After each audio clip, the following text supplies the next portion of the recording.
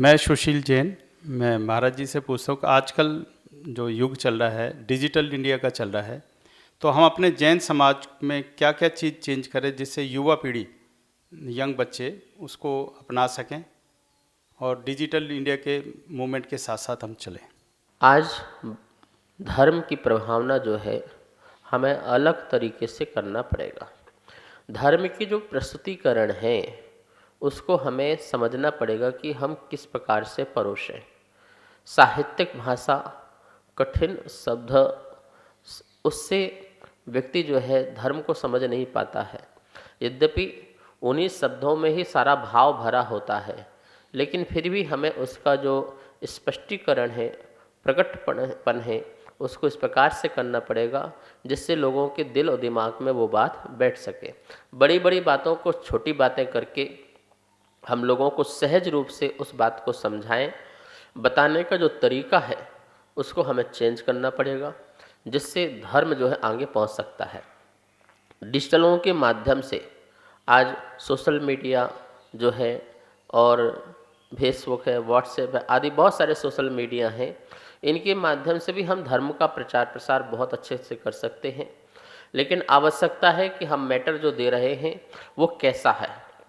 सही होना चाहिए, ऑथेंटिक होना चाहिए, कम होना चाहिए और बात बड़ी गंभीर होना चाहिए, जिससे लोगों को वह बात वहाँ तक पहुँच सकती है और धर्म की प्रभावना हो सकती है। ई बुक के माध्यम से ई बुक बन जाएं, लोगों को शास्त्र बिल्कुल इजी अवेलेबल हो जाए, वो शास्त्र स्वाध्याय कर सकते हैं, अपनी शंका समाधान कर सकते हैं, घर बैठे भी वो अध्ययन कर सकते हैं, धर्म की प्रभावना और आत्म प्रभावना कर सकते हैं। तो हम पूरे विश्व में भगवान महावीर की वाणी को डिजिटल आदि के माध्यम से पहुंच सकते हैं। प्रिंटिंग मीडिया, इलेक्ट्रॉनिक मीडिया आदि बहुत सारे मीडिया हैं। इन मीडिया के संपर्क से भी हम बातें बहुत पहुंचा सकते हैं। भगवान महावीर स्वामी के अनमोल जो सिद्धांत है, अहिंसा, सत्य, आचौर्य, ब्रह्मचर्य और अपरिग्रह, अनेकांतवाद, स्यादवाद, ये बहुत बढ़िया सूत्र है। इन सूत्रों को हम डिजिटल के माध्यम से जन जन तक, लोगों के घर घर तक पहुंचा सकते हैं। वर्तमान में हमारे जैन चैनल हैं, टेलीविज़न चैनल हैं और भी अन्य चैनल हैं धार्मिक, उनमें कार्यक्रम प्रोग्राम दे करके बड़े साइंटिफिक, बड़े ही वैज्ञानिक तरीके से हम धर्म को परोसें तो लोगों को समझ में आएगा और लोग इसे एक्सेप्ट करेंगे। जैन धर्म विश्व गुरु बनने के लायक है। इतनी इसमें जो है बातें हैं। हम डिजिटल के माध्यम से, मैं चाहूँगा कुछ ऐसी संस्था तैयार हो, कुछ ऐसे हमारे युवा जो आईआईटी में काम कर रहे हैं इनका ग्रुप बने और वो छोटी छोटी वीडियोस एनिमेशन के माध्यम से और वीडियोस के माध्यम से, प्रेजेंटेशन के माध्यम से जो है धर्म को बहुत आगे तक सरलीकरण करके लोगों तक पहुंचाएं, जिससे जन शासन की प्रभावना हो सकती है। नमस्ते महाराज जी।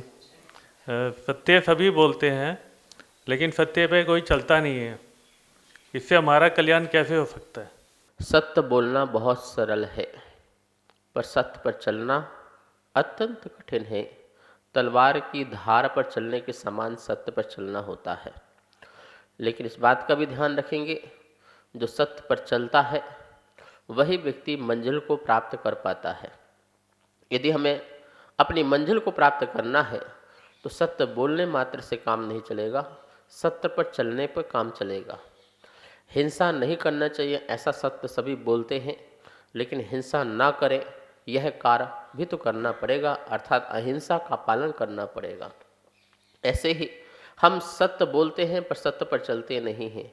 महानुभाव, जो जो व्यक्ति सत्य पर चले उन्हें कठिनाई आई है, उन्हें परेशानी आई है, उन पर उपसर्ग हुए हैं, उन पर लोगों ने बहुत जो है दुख देने के कार्य किए हैं, लेकिन उन्होंने सहन शक्ति रखी और उपसर्गों को झेला, समता भाव रखा और आज यही है, सारा देश उनको बड़े आदर के साथ याद करता है, सत्कार करता है, पुरस्कार करता है।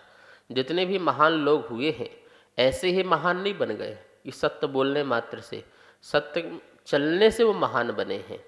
आज कितने भी महापुरुषों का हम नाम लेते हैं, चाहे महावीर हो चाहे राम हो, इन सब का हम नाम लेते हैं। क्यों लेते हैं? क्योंकि सत्य की राह पर ये चले।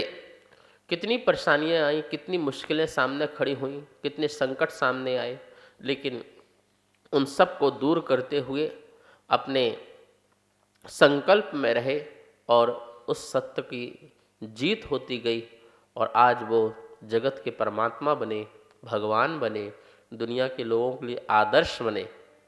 हम सब भी अपने जीवन में जो परमात्माओं ने बताया है उस सत्य का जानें, उसका अनुभव करें, उसकी फीलिंग करें और फिर अपने जीवन में उसे अपनाएं। और यदि आप सत्य पे चलेंगे तो आपके बच्चों पर भी बहुत असर होगा, समाज पर भी होगा। हम बोलते कुछ है और करते कुछ है, यदि ऐसी नीति रही तो उसका प्रभाव न हमारे समाज पर, न हमारे परिवार पर, न अपने देश पर रहेगा। इसलिए हम सब लोगों को इस बात का ध्यान रखना है कि सत्य से हमारा नाता जीवन से हो, हमारी चर्चा से नहीं, हमारे चर्या से हो, तभी हमारा सत्य पर चलना सार्थक हो पाएगा और आत्मकल्याण होगा। नमोस्तु महर्षि। महर्षि, मेरा एक क्वेश्चन है कि आज के टाइम में जब बच्चे छोटे होते हैं तो सब कहते हैं ये देश के आगे फ्यूचर है, और जब वो बड़े हो जाते हैं सब कमाई पे लग जाते हैं, धर्म ध्यान सब छोड़ देते हैं। तो उसका समाधान उनके घर वाले करे या धर्मगुरु करे, कौन करे? बचपन में हम बच्चों को संस्कार देते हैं और इसके बाद बच्चे जो हैं अपने इन फ्यूचर के लिए, अपने करियर बनाने के लिए लौकिक शिक्षा में लग जाते हैं और हम बच्चों को फिर ध्यान नहीं दे पाते हैं और बच्चे भी ध्यान नहीं दे पाते।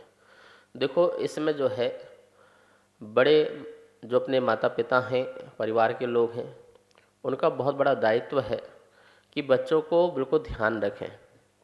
लौकिक शिक्षा कराना है ये निश्चित है, लेकिन साथ साथ में धर्म शिक्षा भी साथ में चलती रहे, उनको जागृत करते रहें, उनको बताते रहें और धर्म गुरुओं के पास भी लेके जाएं।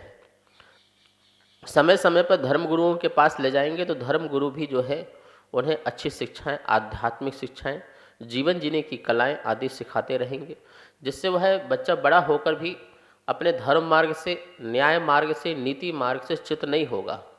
अन्यथा माता पिता भी ध्यान नहीं देंगे और गुरु भी ध्यान नहीं देंगे तो निश्चित ही वह लौकिक जीवन में के बहाव में इतना बह जाएगा कि वह धर्म से हट करके अधर्म की ओर चला जाएगा। पाप रूप उसके भाव और क्रियाएं हो जाएंगी, जिससे उसका जीवन का जो है संतुलन बिगड़ जाएगा, मानसिक तनाव आदि पैदा होने लगेंगे और उसके साथ हमारा अपकार हो जाएगा।